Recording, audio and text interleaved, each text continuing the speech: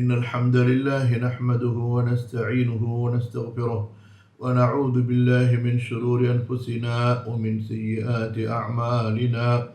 من يهده الله فلا مضل له ومن يضلل فلا هادي له. أشهد أن لا إله إلا الله وحده لا شريك له وأشهد أن محمدا عبده ورسوله. يا أيها الذين آمنوا اتقوا الله حق تقاته ولا تموتن إلا وأنتم مسلمون. رب زدني علما رب زدني علما رب اشرح لي صدري ويسر لي أمري. اللهم علمني ما ينفعني وانفعني بما علمتني وزدني علما. اللهم فقهني في دينك وعلمني تأويل كتابك وفقه سنة نبيك محمد صلى الله عليه وسلم.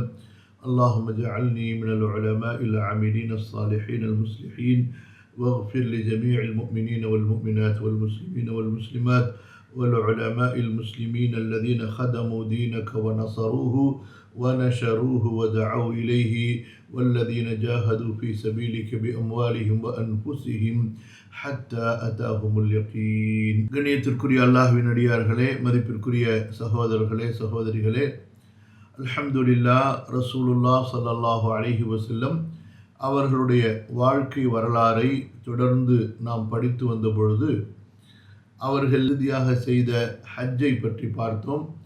அந்த ஹஜ்ஜிலே ஒரு அறிவுரையை மக்களுக்கு வழங்கினார்கள். அந்த அறிவுரையை தான் நாம் இப்போது அல்ஹம்துலில்லாஹ் தொகுத்து பார்த்து கொண்டிருக்கிறோம். இந்த அறிவுரை இரண்டு இடங்களிலே குறிப்பாக கொடுக்கப்பட்டது. ஒன்று அரஃபா மைதானத்திலும் பிறகு மினாவிலும். இந்த இரண்டையும் சேர்த்துத்தான் நபி ஸல்லல்லாஹு அலைஹி வஸல்லம் அவர்களுடைய இறுதி பேருரை என்பதாக அறியப்படுகின்றது. அதைத்தான் நாம் இப்பொழுது அல்ஹம்துலில்லாஹ் பார்த்து வருகின்றோம். 23 ஆண்டு காலங்களிலே நபி ஸல்லல்லாஹு அலைஹி வஸல்லம் இந்த உம்மத்தை உருவாக்குவதற்காக, குர்ஆனிய சமுதாயத்தை உருவாக்குவதற்காக, இஸ்லாமிய சமூகத்தை உருவாக்குவதற்காக என்னென்ன உழைப்புகளை செய்தார்களோ, எத்தகைய உயர்ந்த அறிவுரைகளை வழங்கினார்களோ, அந்த அறிவுரைகளுடைய ஒரு தொகுப்பாகத்தான் இந்த ஹுத்பத்து ஹஜ்ஜத்துல் விதா, ஹஜ்ஜத்துல் விதாவுடைய பிரசங்கம் நிகழ்கிறது. ஆகவே நம்முடைய வாழ்க்கையை சீர்திருத்தம் செய்வதற்கும், சமூகத்தை கட்டி எழுப்புவதற்கும், சமூகத்திலே சீர்திருத்தத்தை அல்லாஹுடைய குர்ஆன் ஹதீஸினுடைய நல்ல மாற்றங்களை கொண்டு வருவதற்கும் இந்த ஹுத்பா மிக அவசியமாக இருக்கிறது. இவற்றை படிப்பது, பரப்புவது, இவற்றை சிந்திப்பது, இவற்றை செயல்படுத்துவது மிக மிக முக்கியமான ஒரு அம்சமாக, ஒரு பொறுப்பாக இருக்கிறது நம் அனைவருக்கும். அல்லாஹ் சுப்ஹானஹு வ தஆலா நமக்கு அந்த பொறுப்பை எளிதாக்கி தருவானாக, ஆமீன். இந்த சிறிய தொகுப்பிலிருந்து 11வது பக்கத்தை நாம் சென்ற அமர்விலே பார்த்தோம். அதிலே அராஜகம் செய்யாதீர் என்பதிலிருந்து நாம் இன்ஷா அல்லாஹ் இன்றைய அமர்விலே பார்க்க இருக்கின்றோம். அராஜகம் செய்யாதீர், அதாவது ஏற்கனவே நம்ம இந்த தொகுப்பை ஆரம்பிக்கும் போது சொல்லியிருந்தோம், நபி ஸல்லல்லாஹு அலைஹி வஸல்லம் அவர்கள் இந்த ஹஜ்ஜத்துல் விதா, இந்த ஹஜ்ஜத்துல் விதாவுடைய பிரசங்கத்திலே அவர்கள் கொடுத்த ஒரு அறிவுரையும் ஒரு பெரிய பிரசங்கத்திற்கு சமமானது. அந்த ஒரு அறிவுரைக்கும் ஒரு சிறிய தலைப்பு, நினைவில் வைத்துக் கொள்வதற்காக வேண்டி ஒரு சிறிய தலைப்பை நாம் ஏற்படுத்தி இருக்கிறோம் என்று. இப்போது நாம் பார்க்கக்கூடிய இந்த அறிவுரையினுடைய தலைப்பு என்னவென்று சொன்னால், அராஜகம் செய்யாதீர். அராஜகம் என்றால் என்ன? பிறருடைய உரிமையில் அத்துமீறுவது. அது பிறருடைய உடைமைகளில் அத்துமீறினாலும் சரி, அல்லது பிறருடைய உயிரில் அத்துமீறினாலும் சரி, ஒரு முஸ்லிம் இன்னொரு முஸ்லிமுக்கு எந்த வகையிலும் தொந்தரவு தரக்கூடியவனாக இருக்கக்கூடாது. இந்த தொந்தரவனுடைய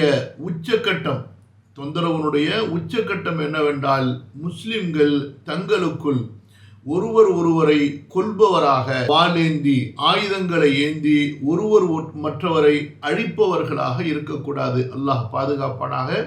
இது குறித்து நபி ஸல்லல்லாஹு அலைஹி வஸல்லம் அதிகம் பயந்தார்கள், அதிகம் எச்சரித்தார்கள், அல்லாஹ்விடத்தில் இதற்காக துஆ செய்தார்கள். ஆனால் இந்த சமுதாயம், அல்லாஹ் தஆலா இந்த சமுதாயத்திற்கு நேர்வழியை தருவானாக, இவ்வளவு அறிவுரைகள் வழங்கப்பட்டதற்கு பிறகு கூட பகைக்க வேண்டிய சமுதாயத்தை பகைக்காமல் நேசமும் அன்பும் பாராட்ட வேண்டிய தமது சக சமுதாயத்தை, தன்னோடு உடன்பிறந்த மார்க்க சமுதாயத்தை, சகோதரத்துவத்தை உடைய சமுதாயத்தை இன்று பகைத்து கொண்டு எதிர்த்து கொண்டு அவர்களோடு யுத்தம் செய்து கொண்டிருக்கிறார்கள். அல்லாஹ் பாதுகாப்பானாக. இமாம் இப்னு தைமியா ரஹ்மத்துல்லாஹி அலைஹி அவர்கள் எழுதுகிறார்கள், எப்போது முஸ்லிம்கள் அல்லாஹ் கடமையாக்கிய ஜிஹாதை நிலைநிறுத்துகிறார்களோ அப்போதுதான் அவர்கள் தங்களுக்குள் உள்ள சண்டைகளை நிறுத்துவார்கள், எதிரிகளோடு சண்டை செய்வார்கள். முஸ்லிம்கள் ஜிஹாதை விட்டு விடுவார்களே ஆனால் அவர்கள் தங்களுக்குள் சண்டை செய்து கொள்வார்கள் என்று அந்த ஒரு உண்மை இன்று எந்த அளவு யதார்த்தமாக நிகழ்கிறது. அல்லாஹு தாலா நம்முடைய சமுதாயத்தையும் சமுதாயத்தின் தலைவர்களையும் பாதுகாப்பானாக, சீர்திருத்தம் செய்வானாக. அராஜகம் செய்யாதீர். நபி ஸல்லல்லாஹு அலைஹி வஸல்லம் சொல்கிறார்கள், அறிந்து கொள்ளுங்கள். அதாவது ஒரு பிரசங்கத்தை நிகழ்த்தி கொண்டே வரும் பொழுது ஒரு அடுத்த செய்தியை சொல்வதற்கு முன்பு மீண்டும் இந்த வார்த்தையை கொண்டு வருகிறார்கள், அலா அறிந்து கொள்ளுங்கள். அடுத்து சொல்லப்படக்கூடிய ஒரு செய்தி அவ்வளவு ஒரு முக்கியமான ஒரு அழுத்தமுள்ள ஒரு செய்தி என்பதற்காக வேண்டி இது போன்ற வார்த்தைகளை நபி ஸல்லல்லாஹு அலைஹி வஸல்லம் திரும்ப திரும்ப கொண்டு வருவார்கள். அறிந்து கொள்ளுங்கள், எனக்கு பிறகு ஒருவர் மற்றவரின் கழுத்தை வெட்டி மாய்த்து கொள்ளும் வழிகெட்டவர்களாக, இன்னொரு அறிவிப்பிலே இறை நிராகரிப்பாளர்களாய் மாறிவிடாதீர்கள்.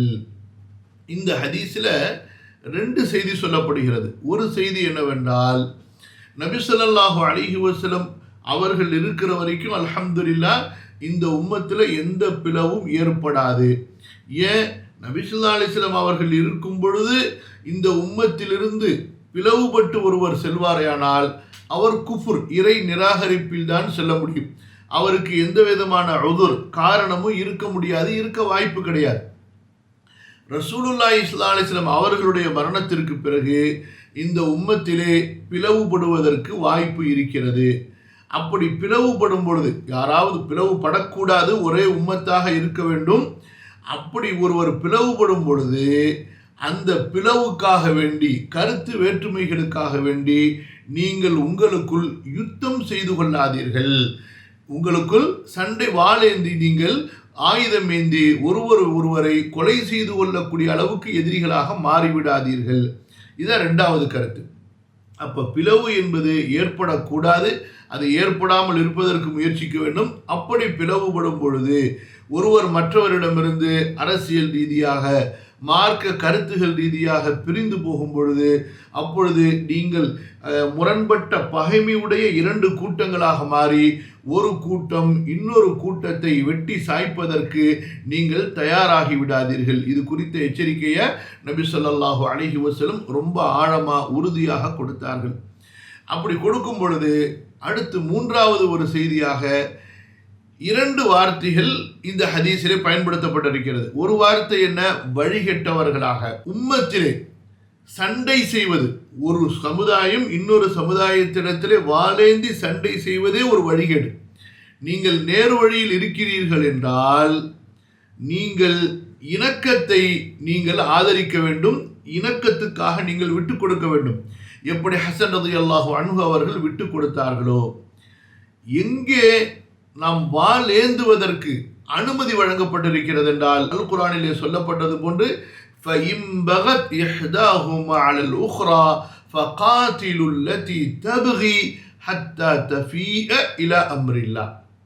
இன்னொரு கூட்டம் ஆயுதம் ஏந்தி இன்னொரு கூட்டத்தை, எதிரில் இருக்கக்கூடிய கூட்டத்தை தாக்க ஆரம்பித்து விடுவார்களே, ஆனால் ஆயுதங்கள் ஏந்தி அவர்கள் தாக்குதல் நடத்த ஆரம்பித்து விட்டால் அந்த நேரத்தில் அவர்களுடைய ஆயுதங்களை பறிப்பதற்காகவும் அவர்களுடைய தாக்குதலை தடுப்பதற்காக வேண்டியும், அதாவது ஜமாஅத்துல் முஸ்லிமீன், முஸ்லிம்களுடைய அந்த அமைப்பிலிருந்து வெளியேறி சென்ற, பிளவுபட்டு சென்ற, இமாமுல் முஸ்லிமீன் இருந்து பிளவுபட்டு சென்ற அந்த சமுதாயத்தை ஒடுக்குவதற்காக மட்டும் நேர்வழியின் பக்கம், ஹத்தா தஃபிஅ இலா அம்ரில்லா, அல்லாஹ்வுடைய கட்டளையின் பக்கம், அதாவது ஒரே ஜமாத்தாக இருக்க வேண்டும் என்ற அந்த கட்டளையின் பக்கம் திரும்ப கொண்டு வருவதற்காக யுத்தம் செய்வதற்கு அனுமதிக்கப்பட்டிருக்கிறது. எப்படி அலி ரலியல்லாஹு அன்ஹு அவர்கள் செய்தார்களோ. அதை தவிர வேறு எந்த ஒரு காரணத்திற்காகவும் அந்த மாதிரியான யுத்தங்களை செய்வது கூடாது. இதில் ஒரு சில விஷயங்கள் விதிவிலக்கு கொடுக்கப்படும்.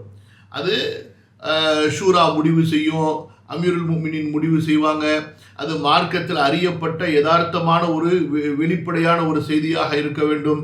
எப்படி கலீஃபா அபூபக்கர் சித்திக் ரலியல்லாஹு அன்ஹு அவர்கள் ஜகாத்து கொடுக்க மாட்டோம் என்பவர்களோடு யுத்தம் செய்தார்களோ, முர்த்தத்துகளோடு யுத்தம் செய்தார்களோ, அது போன்று. அது அல்லாமல், அதாவது ஒவ்வொரு மன்னரும் தன்னுடைய ஒரு கருத்து வேற்றுமையின் அடிப்படையில் யுத்தம் செய்வதையோ சண்டை செய்வதையோ இங்கே நபி ஸல்லல்லாஹு அலைஹி வஸல்லம் முற்றிலுமாக தடுக்கின்றார்கள். உயிர் என்பது அவ்வளவு ஒரு பாதுகாக்கப்பட வேண்டிய, பேணப்பட வேண்டிய ஒன்று. வலா தக்துலு நஃப்ஸல்லதி ஹர்ரமல்லாஹு இல்லா பில் ஹக்கி. அல்லாஹ் ஹுர்மத்தாக்கிய, புனிதமாக்கிய உயிரை நீங்கள் அதனுடைய ஹக்கு இல்லாமல் கொல்லாதீர்கள். அல்லாஹ் அக்பர். இதில் மிகப்பெரிய ஒரு சிறந்த முன்னுதாரணமாக விளங்கியவர்கள் தான் நபி ஸல்லல்லாஹு அலைஹி வஸல்லம் அவர்களோ அவர்களுக்கு பின்னால் வந்த 4 ஹலீஃபாக்களும். ஏன் இஸ்லாமிய மார்க்கத்தில் இந்த ஹிலாஃபத்திற்கு முக்கியத்துவம் கொடுக்கப்படுகிறது என்றால், இந்த ஹிலாஃபத் ஒன்றுதான் ஒரு ஆட்சியாளர் தன்னுடைய சுய விருப்பத்திற்கு ஏற்ப, தன்னுடைய மன இச்சைக்கு ஏற்ப யாரையும் கொல்வதிலிருந்து தடுக்கக்கூடிய ஒரு பாதுகாப்பான அமைப்பு. எல்லாம் ஒரு நீதத்தின் அடிப்படையில், ஒரு ஷூராவின் அடிப்படையில், ஒரு கதா, மஜ்லிசுல் கதா, நீதிமான்களுடைய, தீர்ப்பாளர்களுடைய, நீதிபதிகளுடைய அந்த சபையின் அடிப்படையிலே முடிவு செய்யப்படக்கூடிய ஒரு அமைப்பு தான் ஹிலாஃபத் என்பது. அது போக, அதாவது இந்த மன்னர்களுடைய அந்த அமைப்பு என்பது அவர்கள் யாரை விரும்புகிறார்களோ, எப்போது விரும்புகிறார்களோ, எப்படி விரும்புகிறார்களோ அப்படி அவர்கள் வெட்டி சாய்த்து கொள்வார்கள். அல்லாஹ் பாதுகாக்க வேண்டும். உயிர்களை பாதுகாப்பது என்பது மிக மிக முக்கியமான ஒரு அம்சம். ஆனால் சின்ன சின்ன சந்தேகங்களுக்காக வேண்டியும், அற்பமான காரியங்களுக்காக வேண்டியும் இன்று பல இஸ்லாமிய மன்னர்களுடைய நாடுகளிலே கொல்லப்படுவது என்பது, அதற்கு சாதகமாக தீர்ப்பளிக்கப்படுவது என்பது மிகவும் வேதனைக்குரிய, இந்த இஸ்லாமிய மார்க்கத்தின் அடிப்படைக்கு எதிரான ஒன்று. அவர்கள் என்னதான் குர்ஆன் ஹதீஸை பேசினாலும் சரி, ஆனால் இந்த ஒரு செயல்பாடு என்பது மிக மிக ஒரு வேதனைக்குரிய செய்தி. அல்லாஹ்விற்கும் அல்லாஹ்வுடைய ரசூல் ஸல்லல்லாஹு அலைஹி வஸல்லம் அவர்களுக்கும் திருப்தி அளிக்காத, அவர்கள் வெறுக்கக்கூடிய முக்கியமான ஒரு செயல். அல்லாஹ் தஆலா நம்முடைய ஆட்சியாளர்களுக்கு நேர்வழியை தருவானாக. அவர்களுக்கு அல்லாஹ் சுப்ஹானஹு வ தஆலா குர்ஆன் சுன்னாவின் பக்கம் வழிகாட்டுவானாக. அடுத்து பாருங்க, உங்கள் இறைவனை நீங்கள் சந்திக்கின்ற வரை இப்படியே வாழுங்கள். ஹத்தா தல்கௌ ரப்பக்கும். மறுமை நாள் வரைக்கும் இந்த மாதிரி தான் வாழணும். அதாவது யாரும் யாரோட சண்டை போடக்கூடாது, யுத்தம் செய்யக்கூடாது, வாளேந்தி நீங்கள் ஒருவரை ஒருவர் தாக்கி கொள்ளக்கூடாது. நீங்கள் அனைவரும் தவறாமல் அல்லாஹ்வின் முன்னிலையில் ஆஜராக போகிறீர்கள். அப்போ இந்த உலக வாழ்க்கையில் எவ்வளவுதான் ஒரு மனிதன் ஆட்சி அதிகாரத்தை கைப்பற்றினாலும், வசதியான சுகபோகமான வாழ்க்கையில் வாழ்ந்தாலும் கண்டிப்பாக மரணம் இருக்கிறது. மரணத்திற்கு பிறகு அல்லாஹ்விற்கு முன்னால் நாம் கொண்டு வரப்படுவோம். இந்த நினைவு, எந்த நினைவு? மறுமையில் அல்லாஹ்விற்கு முன்னால் நான் நிறுத்தப்பட்டு விசாரிக்கப்படுவேன் என்ற ஒரு நம்பிக்கை ஒரு சாதாரண மூமினுடைய உள்ளத்திலும், அதே போல ஒரு மன்னருடைய உள்ளத்திலும், ஒரு அதிகாரமுள்ள மிகப்பெரிய ஒரு அதிகாரியினுடைய உள்ளத்திலும் எப்போது ஆழமாக பதியுமோ வருமோ அப்போதுதான் அவர் பிறருடைய உரிமையில் அராஜகம் செய்வதிலிருந்து தன்னை பாதுகாத்து கொள்ள முடியும். புரியுதுங்களா? فَمَنْ يَعْمَلْ مِثْقَالَ ذَرَّةٍ خَيْرًا يَرَهُ وَمَنْ يَعْمَلْ مِثْقَالَ ذَرَّةٍ شَرًّا يَرَهُ. இந்த ஆகிரத்துடைய யக்கீனை நம்ம திரும்ப திரும்ப திரும்ப கொண்டு வரணும். ஆனால் ஏனோ தெரியவில்லை, அல்லாஹ் பாதுகாப்பானாக. ஆகிரத்தை பற்றி இவ்வளவு நம்பிக்கை ஊட்டப்பட்ட, மறுமையின் விசாரணையை பற்றி இவ்வளவு ஆழமான உபதேசங்கள் கொடுக்கப்பட்ட மார்க்கத்தினுடைய மக்கள் இந்த மறுமையை மறந்தவர்களாக, உலகத்தின் ஆட்சி அதிகாரம் செல்வத்திற்காக வேண்டி ஒருவரை வெட்டி சாய்த்து கொள்ளக்கூடியவராக, ஒருவர் மற்றவரின் அழிவை, நாசத்தை எதிர்பார்க்கக்கூடியவர்களாக மாறியிருப்பது மிக வேதனையான விஷயம். அல்லாஹ் பாதுகாப்பானாக. உங்கள் இறைவனை நீங்கள் சந்திக்கின்றவரை இப்படியே வாழுங்கள். நீங்கள் அனைவரும் தவறாமல் அல்லாஹ்வின் முன்னிலையில் ஆஜராக போகிறீர்கள். அப்போது அல்லாஹு தஆலா உங்களது செயல்களை பற்றி விசாரிப்பான். கண்டிப்பா நமக்கு மறுமையில விசாரணை என்பது உண்டு. குர்ஆனுடைய மாலிகி யௌமித்தீன் என்பதிலிருந்து ஆரம்பித்து அதனுடைய இறுதி சூரா வரை ஒவ்வொன்றும் நமக்கு ஆகிரத்தை நினைவூட்டக்கூடியது, மறுமையின் விசாரணையை நமக்கு ஞாபகப்படுத்தக்கூடியது. நான் மார்க்கத்தை உங்களுக்கு எடுத்துரைத்து விட்டேன். அல்லாஹ்வுடைய தூதர் ஸல்லல்லாஹு அலைஹி வஸல்லம் எந்த ஒரு விஷயத்தையும் நமக்கு விளக்காமல் புரிய வைக்காமல் எடுத்து சொல்லாமல் விடவில்லை. ராஃபிதாக்கள் சொல்வதை போன்று, ஷியாக்கள் சொல்வதை போன்று பல விஷயங்களை ரசூலுல்லாஹி ஸல்லல்லாஹு அலைஹி வஸல்லம் மறைத்துட்டாங்கள் என்றோ, அல்லது இறக்கப்பட்ட குர்ஆன்ல பல பாகங்கள் மறைக்கப்பட்டு விட்டது என்றோ, அல்லது யாரோ ஒரு இமாமை எடுத்துக்கிட்டு ஓடி போயிட்டார் என்பதோ, அதெல்லாம் இங்கே எதுவுமே கிடையாது. எல்லா மார்க்கமும் நமக்கு தெளிவாக இருக்கிறது. குர்ஆனும் நமக்கு முழுமையாக்கப்பட்டு விட்டது. அதுவும் நம்முடைய கையில் இருக்கு. ஹதீஸுகளும் குர்ஆனுடைய விளக்கங்களை நமக்கு கொடுத்து விட்டன. எந்த ஒன்றை ரசூலுல்லாஹ் ஸல்லல்லாஹு அலைஹி வஸல்லம் நமக்கு சொல்லாமல் விடவில்லை. நான் மார்க்கத்தை உங்களுக்கு எடுத்துரைத்து விட்டேன். நபி ஸல்லல்லாஹு அலைஹி வஸல்லம் அவர்கள் மேல நாம் ஈமான் கொள்வதனுடைய ஒரு அம்சம், ஒரு தூண் என்ன?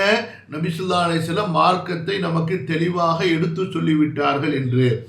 இந்த சூஃபியாக்கள்ல ஒரு கூட்டம் இருக்கா, அந்த கூட்டம் என்ன சொல்லுவாங்க, ஒரு சில விஷயத்தை ரகசியமா ரசூலா சொல்லிட்டு போயிருக்கிறாங்க. அது அவங்களுடைய உள்ளத்திலிருந்து அடுத்து புரிந்து கொள்ளப்பட்டதை தவிர வாய் வழியா வந்திருக்காது. இப்படியெல்லாம் பேசுறதுக்கு இஸ்லாமிய மார்க்கத்தில் அனுமதி கிடையாது. எல்லாவற்றையும் தெளிவா நபி ஸல்லல்லாஹு அலைஹி வஸல்லம் மார்க்கத்தில் எந்த ஒன்றை கொண்டு அல்லாஹ்வை நெருங்க முடியுமோ அந்த அமல்கள், நம்பிக்கைகள் அனைத்தையும் நபி ஸல்லல்லாஹு அலைஹி வஸல்லம் நமக்கு தெளிவாக சொல்லிவிட்டார்கள். நான் மார்க்கத்தை உங்களுக்கு எடுத்துரைத்து விட்டேன். உங்களில் யாராவது மற்றவருடைய பொருளின் மீது பொறுப்பேற்றிருந்தால் அதை அவர் உரிய முறையில் அதன் உரிமையாளரிடம் ஒப்படைத்து விடட்டும். அப்போ இந்த அறிவுரையினுடைய முதல் பகுதியில் உயிரை பற்றி சொன்னார்கள். இரண்டாவது மனிதர்களுடைய பொருளாதாரத்தை பற்றி சொன்னார்கள். ரெண்டுமே முக்கியமான ஒன்று.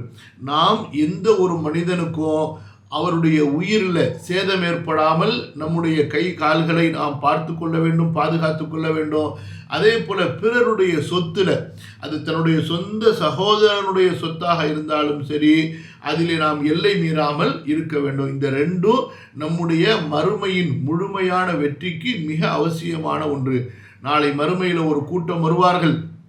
يأتي بصلاة وزكاة وحج ويأتي قد ضرب هذا وسفك دم هذا وشتم هذا فيؤخذ من حسناته ثم يعطى.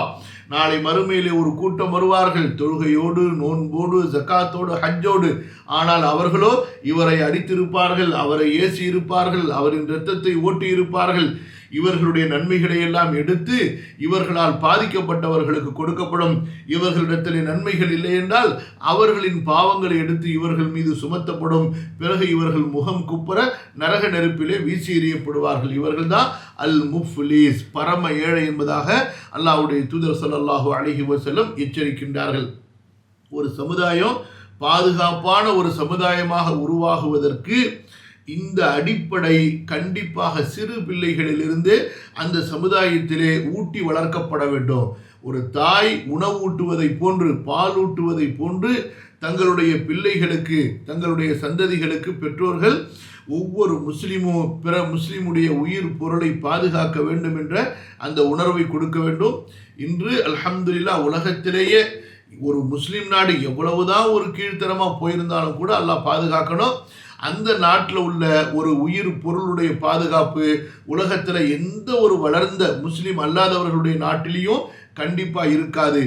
அது போக இன்று முஸ்லீம் நாடுகளில் ஆட்சியாளர்களுடைய, ஆட்சி செய்யக்கூடிய மன்னர்களோ அரசர்களோ அல்லது தலைவர்களோ, அவர்களுடைய அந்த பொருளாதார தவறான கொள்கையின் காரணமாக முஸ்லீம் நாடுகளிலும் திருடுகளும் கொள்ளைகளும், அதே போல் வழிப்பறி கொள்ளைகளும், அதே போல் கொலைகளும் அதிகமாகுவது வேதனையான ஒரு விஷயம். இது ஒரு பக்கம் பரவிக்கிட்டு தான் இருக்குது முஸ்லீம் நாடுகளில். அதாவது அவங்களுடைய அந்த பொருளாதார கொள்கை, அதே போல் அவர்கள் குற்றங்களுக்காக வைத்திருக்கக்கூடிய மேற்கத்திய அந்த சட்டத்திட்டங்கள், அதனால் குற்றங்கள் அதிகமாகின்றன. அப்படி இருந்தும் கூட பிற நாடுகளோடு ஒப்பிட்டு பார்க்கும் பொழுது, முஸ்லீம் அல்லாதவர்களுடைய நாடுகளோடு ஒப்பிட்டு பார்க்கும்போது அல்ஹம்துலில்லாஹ் முஸ்லீம்களுடைய நாடுகள் ஓரளவுக்கு பாதுகாப்பான நாடுகளாக திகழ்கின்றன. அதற்கு காரணம் என்ன? ரசூலுல்லாஹ் ஸல்லல்லாஹு அலைஹி வஸல்லம் அவர்களும் அதே போல் அல் குர்ஆனும் நமக்கு கொடுத்திருக்கக்கூடிய அந்த அழகிய அறிவுரைகளை கொண்டு நம்முடைய சமுதாயம் நினைவூட்டப்பட்டு கொண்டிருப்பதால் அல்ஹம்துலில்லாஹ். அடுத்ததாக நபி ஸல்லல்லாஹு அலைஹி வஸல்லம் கூறிய அறிவுரையினுடைய அந்த தலைப்பு என்னவென்றால், பணியாளர்களை பேணுங்கள். அந்த காலத்தில் பணியாளர்கள் என்பவர்கள் யாரு? ஒன்று தனக்கு சொந்தமான அடிமையாக இருப்பாங்க, அல்லது பிறருடைய அடிமையை தன்னுடைய வேலைக்காக வேண்டி பயன்படுத்தக்கூடியவர்களாக இருப்பாங்க. நம்முடைய காலத்தில் இந்த அடிமைகள் என்ற அந்த ஒரு நிலை, அடிமைகள் என்ற அந்த நிலை இல்லாமல் போனாலும், எப்படி முந்தைய காலத்தில் பிறருடைய அடிமைகளை தங்களுடைய வேலைகளுக்கு பயன்படுத்தினார்களோ அந்த மாதிரியான ஒரு நிலை இன்றைய காலத்தில் இருக்கின்றது. அதாவது சுதந்திரமானவர்களை ஒரு குறிப்பிட்ட நேரத்திற்காக வேண்டி பணி அமர்த்தி கொள்வது, நம்முடைய வேலைகளுக்காக வேண்டி ஒன்று முழு நேரமாக அவர்களை நாம் அமைத்துக் கொள்வது, அல்லது அவர்களிலிருந்து குறிப்பிட்ட நேரங்களை நாம் எடுத்துக்கொள்வது. எப்படி இருந்தாலும் சரி, அவர்கள் நம்முடைய பணியாளர்கள், நம்மிடத்தில் வேலை செய்யக்கூடியவர்கள். அவர்களுடைய வாழ்வாதாரத்திற்கு அல்லாஹு தஆலா நம்மை பொறுப்பாளர்களாக கொடுத்திருக்கிறான். அல்லாஹ் நாடியிருந்தால் அவர்களை எஜமானர்களாகவோ நம்மை அடிமைகளாகவோ பணியாளர்களாகவோ அல்லாஹ் ஆக்கியிருக்கலாம். அல்லாஹ் சுப்ஹானஹு வ தஆலா அவன்தான் மனிதர்களை இப்படி ஏற்றத்தாழ்வோடு பொருளாதாரத்திலே ஹுவல்லதி ஃபضل بعضكم فوق بعض في الرزق, அவன்தான் வாழ்வாதாரத்திலே உங்களில் சிலரை விட மேன்மையாக்கி வைத்திருக்கிறான். அதனால யார் வாழ்வாதாரத்திலே மேன்மையாக்கப்பட்டார்களோ தங்களுக்கு கீழ் இருக்கக்கூடியவர்களோடு எப்படி நடந்து கொள்ள வேண்டும் என்ற ஒரு அழகிய வழிமுறையை தான் நபி ஸல்லல்லாஹு அலைஹி வஸல்லம் இங்கே உணர்த்துகின்றார்கள். இன்று இந்த உபதேசங்களிலிருந்து தான் உலகத்தில் மனித உரிமையினுடைய அந்த ஒரு குரலே எழும்ப ஆரம்பித்தது. நபி ஸல்லல்லாஹு அலைஹி வஸல்லம் அவர்கள்தான் உலக சமுதாயத்திலே மனித உரிமைகள், அடிமைகளின் உரிமைகள், சமுதாயத்தின் உரிமைகள், ஆட்சியாளருக்கு உரிமை இருப்பதை போன்று அவருடைய ஆட்சிக்கு கீழே இருக்கக்கூடிய மக்களுடைய உரிமை என்ற அனைத்து உரிமைகளையும், சமுதாயத்தினுடைய மக்களுடைய அனைத்து உரிமைகள், ஏன் விலங்குகளுடைய உரிமை முதற்கண்டு அல்லாஹுடைய தூதர் ஸல்லல்லாஹு அலைஹி வஸல்லம் விளக்கி கொடுத்தார்கள் அல்லவா? அதிலிருந்து தான் இன்று உலக சமுதாயமே உரிமைகளை கற்றுக்கொண்டு இவ்வளவு ஒரு பெரிய மாற்றம் இந்த நூற்றாண்டில் அல்ஹம்துலில்லாஹ் ஏற்பட்டிருக்கிறது. இவர்கள் என்னென்ன மாற்றங்களை இன்று கொண்டு வருகிறார்களோ அல்லாஹு தஆலா நமக்கு இஸ்லாமிய சமுதாயத்திற்கு 1400 ஆண்டுகளுக்கு முன்பாகவே நபி ஸல்லல்லாஹு அலைஹி வஸல்லம் அவர்களுடைய புரட்சியால் சீர்திருத்தத்தால் கொடுத்து விட்டான். அதனால முஸ்லிம் சமுதாயம் இந்த கோட்டு சூட்டு போட்ட முட்டாள்கள், அதாவது உருதுல பழமொழி சொல்லுவாங்க, பாகர்மே ஷேர்வானி அந்தர்மே பரேஷானின்னு, இவர்கள் பார்க்க தான் கோட்டு சூட்டு போட்ட மனிதர்களாக இருப்பாங்க. இவர்களில் ஒவ்வொருத்தருடைய அதாவது உடலுக்குள்ளார ஒரு கொடிய விஷ ஜந்து மிருகமும் இருக்கும். இந்த பகட்டு உரிமைகளிலிருந்து அல்லாஹ் தஆலா நம்மை பாதுகாத்து உண்மையான மனித உரிமையை நபி ஸல்லல்லாஹு அலைஹி வஸல்லம் அவர்கள் மேலே கொடுத்துட்டான். அதனால் முஸ்லீம்கள் சிந்திக்க வேண்டும் என்று சொன்னால் நபி ஸல்லல்லாஹு அலைஹி வஸல்லம் அவர்களுடைய ஹதீஸை சிந்திக்கட்டும். முஸ்லீம்கள் சீர்திருத்தத்தை பற்றி போற்றி புகழ்ந்து பேசி அதை பற்றி பரப்ப வேண்டும் என்றால் நபி ஸல்லல்லாஹு அலைஹி வஸல்லம் அவர்களுடைய சீர்திருத்தத்தை போற்றி புகழ்ந்து அதை மக்களுக்கு மத்தியிலே பரப்பட்டும். நபி ஸல்லல்லாஹு அலைஹி வஸல்லம் என்ன சொன்னார்கள் பணியாளர்களை பற்றி? ஓ மக்களே. அப்போ இந்த வார்த்தைங்க பாருங்க, எங்க மக்களே என்று வருதோ எல்லா சமுதாயத்தையும் நபி ஸல்லல்லாஹு அலைஹி வஸல்லம் அங்க கவனத்தில் கொண்டு வராங்க. முஸ்லிம்கள் மூமின்கள் மட்டுமல்ல, எல்லா மக்களுக்கு தேவையான ஒரு உபதேசம். புரியுதா? ஓ மக்களே, முஸ்லிம்கள் அனைவரும் சகோதரர்கள், உங்கள் அடிமைகள் விஷயத்தில் பொறுப்புணர்வோடு நடந்து கொள்ளுங்கள், அவர்களை நன்றாக பராமரியுங்கள், நீங்கள் உண்பதையே அவர்களுக்கும் உண்ண கொடுங்கள், நீங்கள் உடுத்துவதையே அவர்களுக்கும் உடுத்தச் செய்யுங்கள். கிறிஸ்தவர்களுடைய நாடுகள், அதே போல மஜூசிகளுடைய நாடுகள், ஈரான் போன்ற மஜூசிகளுடைய நாடுகளும், அதே போல சிரியா அதை சுற்றி உள்ள ரோமுடைய நாடுகளும் ஒரு பக்கம் ஆட்சி அதிகாரத்தை கொண்டு வெற்றி கொள்ளப்பட்டாலும், படைபலத்தால் வெற்றி கொள்ளப்பட்டாலும், அங்கே இருக்கக்கூடிய மக்கள் இஸ்லாமை ஏற்றது. ரெண்டுத்துக்கு இடையில வித்தியாசம் இருக்கு, நல்லா புரிஞ்சு கொள்ளுங்க. ஒன்று நாடுகள் கைப்பற்றப்பட்டது, இரண்டாவது மக்கள் இஸ்லாமை ஏற்றது. நாடுகள் முஸ்லிம்களுடைய ஜிஹாதை கொண்டு கைப்பற்றப்பட்டாலும் அந்த நாட்டுடைய மக்கள் பெரும்பான்மையாக ஏன் இஸ்லாமிய மார்க்கத்திற்கு மாறினார்கள் என்றால், முஸ்லிம்களுடைய சமத்துவத்தையும் முஸ்லிம்களுடைய நீதத்தையும், முஸ்லிம்களுடைய சமத்துவத்தையும் முஸ்லிம்களுடைய நீதத்தையும், முஸ்லிம்களிடத்தில் இருக்கக்கூடிய அந்த சமூக ஒற்றுமையையும் சமூக வேறுபாடு இல்லாத சமூகத்தினுடைய அந்த அமைப்பையும் பார்த்து தானாக முன்வந்து இஸ்லாமை ஏற்றார்கள். புரியுதுங்களா? அந்த ஒன்று இன்று அல்லாஹ் பாதுகாக்கணும்.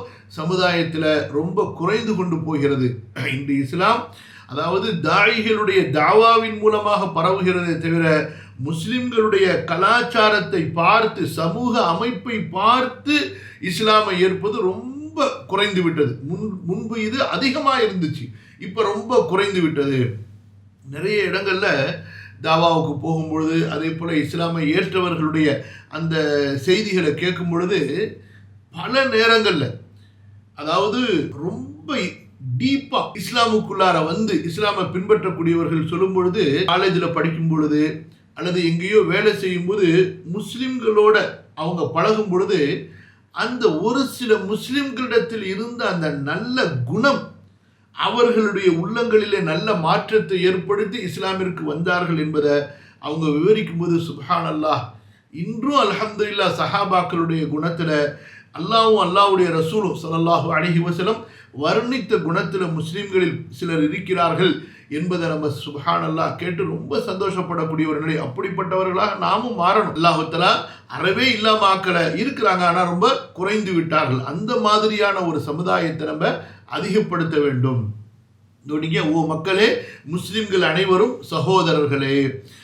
இப்போ இந்த இடத்துல நீங்க நல்லா கவனிக்கணும். நபி ஸல்லல்லாஹு அலைஹி வஸல்லம் அவர்கள் அதாவது முஸ்லிம்களை பார்த்து சொல்லக்கூடிய உபதேசங்கள்ல நமக்காக வேண்டி அதிகமாக வலியுறுத்தி சொல்லுவாங்க. அதாவது அல் குர்ஆனை பொறுத்த வரைக்கும் அதில் சில விஷயங்கள் நமக்கு இரண்டு சமுதாயத்தையும் சேர்த்து சொல்லப்பட்டிருக்கும். நாம் நமக்குள் ஒருவர் மற்றவர்களுக்கு துணையாக இருப்பதை போன்று குஃப்ரில் உள்ளவங்க அவர்களுக்குள்ளார, புரியுதுங்களா, அவங்களுக்குள்ளார அவர்கள் ஒருவருக்கொருவர் நெருக்கமானவர்கள் என்று அல்லாஹ் தஆலா அவங்கள பிரிச்சிடும். மற்றபடி மனித உரிமைகள் என்ற அடிப்படையில் மனித உரிமைகளை பேணும்படி குர்ஆனும் நமக்கு வலியுறுத்துகிறது, ஹதீஸும் நமக்கு வலியுறுத்துகிறது. ஒருவர் காஃபிராக இருக்கிறார் என்பதற்காகவே அவர் முற்றிலுமாக அதாவது வெறுக்கப்படுவதற்கோ அல்லது அநியாயங்கள் செய்யப்படுவதற்கோ அவர் தகுதியானவராக ஆகிவிட மாட்டார். நல்லா புரிஞ்சு கொள்ளணும். இது சில பேர் தப்பாக புரிஞ்சுக்கிறாங்க. இதுக்கு என்ன ஆதாரம்? நபி ஸல்லல்லாஹு அலைஹி வஸல்லம் சொன்னார்கள், யார் ஒரு முஆஹித் ஒப்பந்தம் செய்து வாழக்கூடிய ஒரு காஃபிரை கொல்வாரோ அவர் சொர்க்கத்தின் வாடையை கூட நுகரமாட்டார். யார் ஒரு திம்மியை கொலை செய்வாரோ அவர் சொர்க்கத்தின் வாடையை கூட நுகரமாட்டார். அல்லாஹ்வும் ரசூலும் அவர்களிலிருந்து நீங்கியவர்கள். புரியுதா? அதனால நமக்கு யுத்தம் செய்வதற்கு அனுமதிக்கப்பட்டவர்கள் யார் என்று சொன்னால், யார் நம்மை மார்க்க ரீதியாக எதிர்க்கிறார்களோ யுத்தம் செய்கிறார்களோ அவர்கள்தான். அதே போல நம்முடைய ஊரிலிருந்து யார் நம்மை வெளியேற்ற, நம்மை அந்த நாட்டிலிருந்து துரத்துவதற்காக வேண்டி சதி திட்டம் தீட்டுகிறார்களோ அவர்கள்தான் பகைக்கப்பட வேண்டியவர்களை தவிர நம்முடைய முஸ்லிம் சமுதாயத்தோடு ஒட்டி சக சமுதாயமாக வாழக்கூடிய எந்த ஒரு நிராகரிப்பாளரும் முஷ்ரிக்கும் பகைக்கப்படுவதற்கோ சமூக ரீதியாக பகைக்கப்படுவதற்கோ வெறுக்கப்படுவதற்கோ உரியவர் அல்ல என்பதை நம்ம தெளிவாக புரிஞ்சு கொள்ளணும். எல்லா மனித உரிமைகளும் அவருக்கும் கொடுக்கப்படும். அவருக்குண்டான ஹக்குகள் நீதங்கள் என்பது முஸ்லிம் சமூகத்தில் முழுமையாக கொடுக்கப்படும். முஸ்லிம்கள் அனைவரும் சகோதரர்களே, உங்கள் அடிமைகள் விஷயத்தில் பொறுப்புணர்வோடு நடந்து கொள்ளுங்கள். அவர்களை நன்றாக பராமரியுங்கள். நீங்கள் உண்பதையே அவர்களுக்கு உண்ணக் கொடுங்கள். நீங்கள் உடுத்துவதையே அவர்களுக்கு உடுத்தச் செய்யுங்கள். அப்போ அந்த அளவுக்கு ஒரு மனிதனாக அவர்களை மதித்து நமக்கு என்ன உரிமைகளை நாம் எதிர்பார்க்கிறோமோ விரும்புகிறோமோ அதே உரிமைகள் கொடுக்கப்பட்டவர்களாக அவர்களை சமுதாயத்திலே வாழ வைப்பது என்பது இஸ்லாமிய மார்க்கத்தினுடைய ஒரு தனி சிறப்பாகும். அல்லாஹ்வுடைய தூதர் ஸல்லல்லாஹு அலைஹி வஸல்லம் அந்த இறுதி ஹஜ்ஜில் அந்த சுருக்கமான நேரத்தில் இவ்வளவு இபாதத்துகள் நிறைந்து இருக்கக்கூடிய அந்த தருணத்தில் கூட அடிமைகளையும் தங்களிடத்திலே பணி செய்யக்கூடியவர்களையும் நபி ஸல்லல்லாஹு அலைஹி வஸல்லம் மறக்காமல் அவர்களுக்காக தனி கவனம் செலுத்தி அறிவுரைகளை கொடுத்திருக்கிறார்கள் என்பதிலிருந்து அல்லாஹ்வுடைய தூதர் ஸல்லல்லாஹு அலைஹி வஸல்லம் அவர்களுடைய கல்புல உள்ளத்தில் இந்த அடிமைகள், பணியாளர்கள், வேலை செய்யக்கூடியவர்கள், சமுதாயத்திலே பொருளாதாரத்தால் பின்தங்கி இருக்கக்கூடியவர்களின் மீது அவர்களுக்கு இருந்த அன்பு, கருணை, பாசத்தினுடைய அந்த அளவை நம்மால் புரிந்து கொள்ள முடிகிறது. பெரும்பாலும் ஒரு பெரிய ஒரு நிகழ்வு, ஒரு பெரிய ஒரு சந்தர்ப்பம், ஆட்சி அதிகாரத்தினுடைய ஒரு பெரிய ஒரு சூழ்நிலை என்று வரும் பொழுது சாதாரணமானவர்களை ஆட்சி அதிகாரத்தில் உள்ளவர்கள் மறந்து விடுவது என்பது ஒரு இயல்பு. அதே போல நாம் ஒரு விஷயத்தில் தீவிரமாக இறங்கி விடும் பொழுது நமக்கு கீழே உள்ளவர் பலரை, நம்மிடத்தில் வேலை செய்யக்கூடிய பலரை மறந்து விடுவது என்பது ஒரு சாதாரண ஒரு மனித இயல்பாக இருக்கும் பொழுது அல்லாஹுடைய தூதர் ஸல்லல்லாஹு அலைஹி வஸல்லம் அதிலிருந்தெல்லாம் எந்த அளவுக்கு வேறுபட்டவர்களாக, அதாவது அல் இன்சானியா, மனித தன்மை, ஹியூமானிட்டி, மனிதன் என்ற அந்த தன்மையில அதாவது இரக்கம், கருணை, பாசம், அன்பு, தன்னோடு இருக்கக்கூடிய அனைவருடைய அந்த உணர்வுகளையும் புரிந்தவர்களாக, அவர்களுடைய வழிகளை உணர்ந்தவர்களாக நபி ஸல்லல்லாஹு அலைஹி வஸல்லம் எப்படி இருந்தார்கள், அது எந்த அளவு அவர்களுடைய ஆழ் மனதிலே பதிந்திருந்தது என்பதை இந்த இடத்துல குறிப்பிட்டு அவர்கள் இவ்வளவு முக்கியமான உபதேசங்களுக்கு நடுவில், இவ்வளவு முக்கியமான டென்ஷனான நேரத்தில் நபி ஸல்லல்லாஹு அலைஹி வஸல்லம் நினைவு கூர்ந்திருப்பது நமக்கு மிகப்பெரிய ஒரு ஆதாரம். அவர்கள் எந்த அளவுக்கு அடிமைகளை நேசித்தார்கள், பணியாளர்களை நேசித்தார்கள், மதித்தார்கள், அவர்களுடைய உரிமைகளை பற்றி சிந்தித்தார்கள் என்பதற்கு இதுக்கு இன்னொரு பெரிய ஆதாரம் என்ன? நபி ஸல்லல்லாஹு அலைஹி வஸல்லம் அவர்களுடைய மரண நேரத்தில், சக்கராத் ஹால், இன்னும் சில நொடிகளில் அவர்களுடைய உயிர் பிரிய போகிறது. அந்த நேரத்தில் அவர்கள் சொன்னார்கள், அஸ்ஸலா அஸ்ஸலா வமா மலக்கத் ஐமானுக்கும், தொழுகை தொழுகை, உங்களுடைய வழக்கரங்கள் சொந்தமாக்கி கொண்ட அடிமைகள், உங்களது வழக்கரங்கள் சொந்தமாக்கி கொண்ட அடிமைகள் என்பதாக தங்களது சமுதாயத்திற்கு அல்லாஹ்வுடைய ஹக்கையும் அடியார்களுடைய ஹக்கையும் நினைவுறுத்தி விட்டுத்தான் அர்-ரப்பிர் ரஃபீக்கில் அலா, உயர்ந்த நண்பனோடு நான் சேரப்போகிறேன் என்று சொல்லிவிட்டு சென்றார்கள். புரியுதுங்களா? ஒரு சஹாபி, ரொம்ப பெரிய ஆள், அந்த சஹாபி கோவம் வந்துருச்சு, அரைஞ்சு விட்டார். ஒரே அறை. யார? ஒரு அடிமையை, தனக்கு கீழே உள்ள அடிமையை. அல்லாஹு அக்பர், யா ரஹ்மான். அல்லாஹ்வுடைய தூதர் ஸல்லல்லாஹு அலைஹி வஸல்லம் கோவப்பட்டாங்க பாருங்க, கோவப்பட்டாங்க பாருங்க, அவ்வளவு கோவப்பட்டாங்க. அந்த சஹாபிக்கு ஒண்ணுமே செய்ய முடியல. என்ன செய்யறது? லல்லாஹி அக்தரு மின்க அலா ஹாதல் குலாம், நீ இந்த அடிமையின் மீது சக்தி பெற்றிருப்பதை விட அல்லாஹ் உன் மீது சக்தி பெற்றிருப்பவன். அவ்வளவுதான், கையை தூக்கிட்டார். அல்லாஹ்வுடைய தூதரே, அல்லாஹ்வுடைய திருமுகத்திற்காக இந்த அடிமையை நான் உரிமையிட்டு விடுகிறேன், முடிஞ்சு. அவ்வளவுதான். அந்த மாதிரி சமுதாயத்தை உருவாக்குனாங்க. ஆனால் இன்னைக்கு பாருங்க, அல்லாஹ் தான் போதுமானவன்.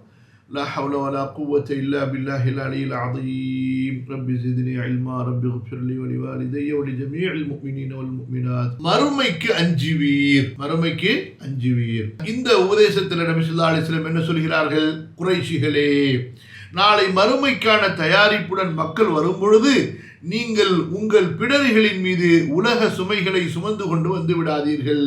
அப்போது அல்லாஹுவின் புறத்திலிருந்து நான் எந்த ஒரு விஷயத்திலும் உங்களுக்கு பலன் அளித்து விட முடியாது.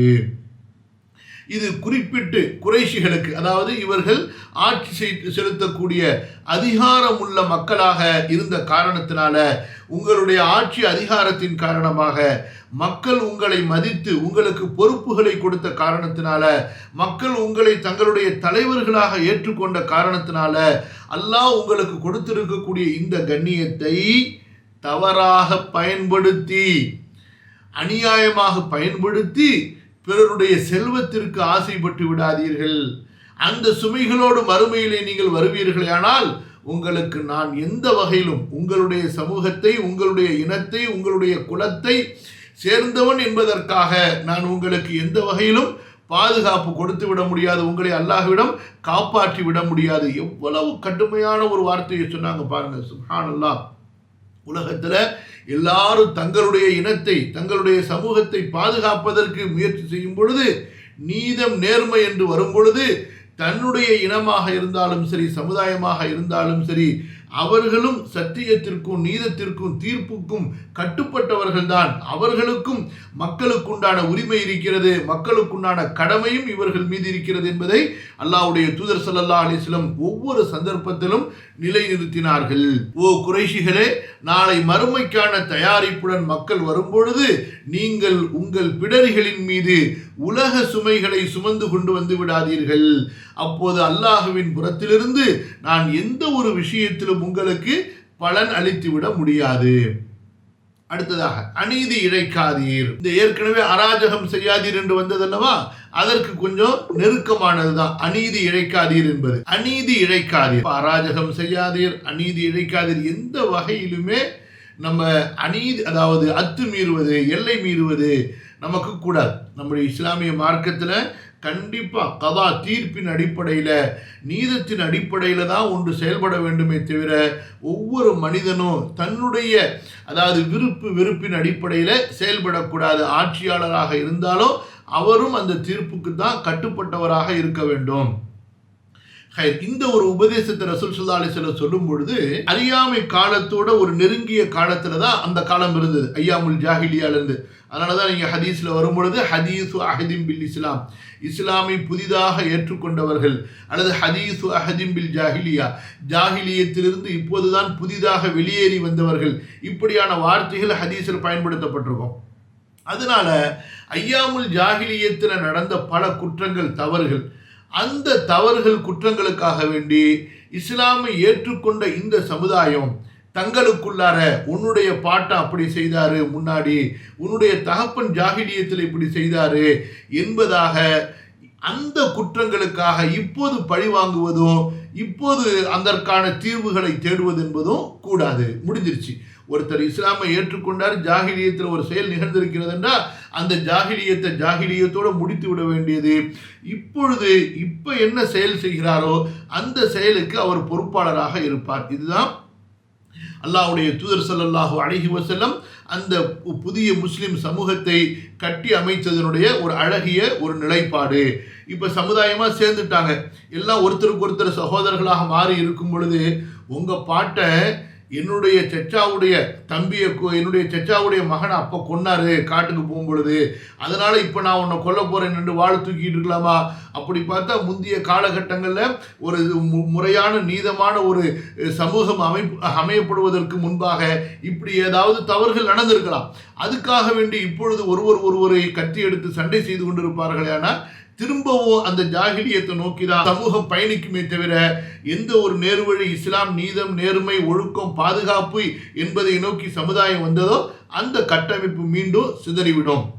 அதனால ரசூலுல்லாஹ் ஸல்லல்லாஹு அலைஹி வஸல்லம் அவற்றை முற்றிலுமாக மறக்க சொன்னார்கள், மனதிலிருந்து எடுத்து விடும்படி சொன்னார்கள். கவனிங்க, அறியாமை காலத்தின் அனைத்து விவகாரங்களும் என் பாதங்களுக்கு கீழே புதைக்கப்பட்டு விட்டன. ஜாஹிலியத்தினுடைய எல்லா செயல்களும், அது சடங்குகளாக இருக்கட்டும், தீர்ப்புகளாக இருக்கட்டும், சமூக அமைப்பாக இருக்கட்டும், ஜாஹிலியத்தினுடைய எல்லா செயல்களுமே பாதங்களுக்கு கீழ் புதைக்கப்பட்டு விட்டன. எவ்வளவு அழுத்தமா சொல்றாங்க பாருங்க. அந்த ஜாஹிலியத்தினுடைய காரியங்களை விட்டுடுங்க, அவற்றை விட்டு தூரமாயிடுங்க. அதை விடவெல்லாம் அழுத்தமான ஆழமான வார்த்தை தான் அந்த ஜாஹிலியத்தை எல்லாம் என் காலுக்கு கீழே குழி தோண்டு புதைத்து விட்டேன் என்று. யாராவது ஒருத்தர் திரும்ப ஜாஹிலியத்தை பேசுவாரையானால் எதை நபி ஸல்லல்லாஹு அலைஹி வஸல்லம் காலுக்கு கீழே புதைத்தார்களோ அதை அவர் கிளறி எடுக்கின்றார், சமுதாயத்தை நாசமாக்குகிறார் என்றுதான் அர்த்தம். புரியுதுங்களா? அறியாமை காலத்தில் நிகழ்ந்துவிட்ட உயிர் கொலைகளுக்கான பழி வாங்குதல் அனைத்தும் ரத்து செய்யப்பட்டு விட்டன. புரியுதா? முந்தைய காலத்தில் நடந்த எல்லா குற்றங்களுக்காக வேண்டியும் அந்த பழி வாங்குதல் என்பது முடிஞ்சிருச்சு, அவ்வளவுதான். அதை இப்போ எடுத்துக்கொண்டு எனக்கு என்னுடைய முப்பாட்டனுடைய தம்பியை இவர் கொன்னாரு, அதனால இப்போ இவரை கொல்லணும், அப்படிலாம் நீங்கள் நின்று கொண்டு இருக்க முடியாது. அறியாமை காலத்தின் அனைத்து விவகாரங்களும் என் பாதங்களுக்கு கீழே புதைக்கப்பட்டு விட்டன. அறியாமை காலத்தில் நிகழ்ந்துவிட்ட உயிர் கொலைகளுக்கான பழிவாங்குதல் அனைத்தும் ரத்து செய்யப்பட்டு விட்டன. முதலாவதாக நம்மிடையே நடைபெற்ற கொலைகளில் ரபியா இப்னு ஹாரிஸின் மகன் கொலை செய்யப்பட்டதற்கான பழிவாங்கலை நான் தள்ளுபடி செய்கிறேன். அவன் பனு சஅது குலத்தாரிடம் பால்குடி பாலகனாக இருந்து வந்தான். அவனை ஹுதைல் குலத்தார் கொன்று விட்டார்கள். இந்த ரபியா இப்னு ஹாரிஸ் யாரு? இவர் ரசூல் ஸல்லல்லாஹு அலைஹி வஸல்லம் அவங்களுடைய நெருக்கமான குறைஷி குடும்பத்தினுடைய உள் பிரிவில் நபி ஸல்லல்லாஹு அலைஹி வஸல்லம் அவர்களோடு அந்த ரொம்ப உறவோடு சம்பந்தப்படக்கூடிய ஒருவர். இவர் அந்த காலத்தில் அரபியர்களிடத்தில் இருந்த அந்த முறைப்படி குழந்தை பிறந்துட்டா அந்த குழந்தைய பால் கொடுத்து வளர்ப்பதற்காக வேண்டி, பாதுகாப்பாக இருப்பதற்காக வேண்டி கிராமங்களுக்கு அனுப்பி வச்சிருவாங்க, நல்ல மொழி திறமை வருவதற்காக வேண்டியும். அப்போ அந்த மாதிரி குழந்தையா இருக்கும் பொழுது என்ன நடந்தது? ஹுதைல் கோத்திரத்தார்களுக்கும் இந்த ரபியாவுடைய குடும்பத்தார்களுக்கும் இடையில பிரச்சனை இருந்துச்சு. அந்த பிரச்சனையில பாவம் இந்த குழந்தையை கொன்னுட்டாங்க. இதான் ஜாஹிலியத்துங்கிறது. புரியுதுங்களா? அதாவது யார் குற்றம் செய்தார்களோ யாரோட பிரச்சனையோ அவங்களோட நேரடியாக எதிர்கொள்ள மாட்டாங்க. யாரு அப்பாவியா இருக்கானோ, எதிர்க்க முடியாதோ, எதிர்த்து அடிக்க முடியாதோ அவரிடத்துல போய் வீரத்தை காட்டுவாங்க. அப்ப இந்த மாதிரி முட்டாள்தனமான பழி வாங்குதல், அது ரபியாவுக்கும் இவங்களுக்கும் பிரச்சனை இருக்குன்னு சொன்னா ரபியாவிடத்துல போய் சண்டை செய்யறதுக்கு பதிலா பாவம் பால் குடிச்சுக்கிட்டு இருக்கிற குழந்தையை தூக்கிட்டு போய் கொண்டு போட்டானோ அந்த அளவுக்கு ஒரு கொடூர முகம் உடையதுதான் இந்த குஃப்ர், இறை நிராகரிப்பு இருக்குது. குஃப்ரு எல்லாம் பாதுகாக்கணும். அது எவ்வளவுதான் கோட்டு சூட்டு போட்டு வந்தாலும் நம்பிடாதீங்க. இந்த ஓநாயி சிங்கம் புலிக்கு என்னத்தை தான் அழகான ட்ரெஸ்ஸை போட்டு அதை சொல்லுவாங்களே பசுத்தோல் போர்த்திய புலின்னு சொல்லிட்டு, அதனால அந்த குஃபருடைய குணம் குஃப்ரு தானே. குஃபருடைய குணம் என்பது ஷைத்தானுடத்திலிருந்து வரக்கூடியது. ஈமானுடைய குணம், ஒரு மூமினுடைய குணம் என்பது ரஹ்மானிடத்திலிருந்து வரக்கூடியது. அதனால காஃபிர்களை பார்த்து தயவு செய்து ஏமாந்துடாதீங்க.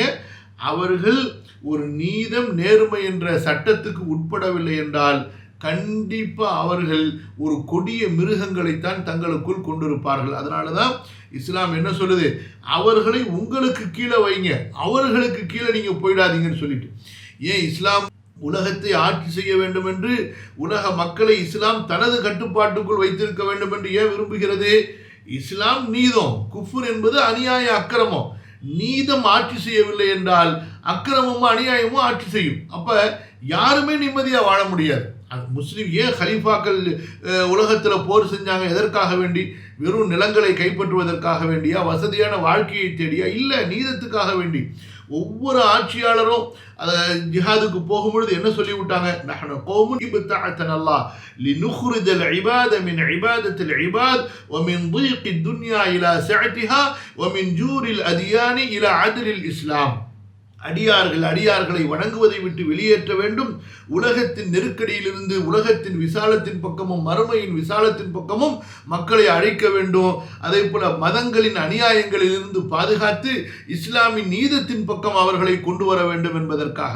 அதனால இந்த விஷயத்தை நம்ம நல்லா புரிஞ்சு கொள்ளணும். ஐயாமுல் ஜாஹிலியத்தினுடைய குற்றங்களுக்காக வேண்டி பழி வாங்குதல் என்பது முற்றிலுமாக ரத்து செய்யப்பட்ட ஒரு மார்க்கத்தில், ஐயாமுல் ஜாஹிலியத்தினுடைய சடங்குகள் சம்பிரதாயங்கள் குழி தோண்டி புதைக்கப்பட்ட மார்க்கத்தில் ஜாஹிலியத்தை ஒரு மனிதன் உயிர்ப்பிப்பானே ஆனால் அவனை விட மோசமானவன் யாரும் இல்லை. அறியாமை காலத்தில் இருந்த வட்டியும் என் பாதங்களுக்கு கீழே புதைக்கப்படுகிறது, ஆனால் உங்கள் அசல் தொகை உங்களுக்கு உரியது. இதான் நீங்க 100 ரூபா கொடுத்துருந்தீங்கன்னா அந்த 100 ரூபா உங்களுக்கு கிடைச்சிடும்.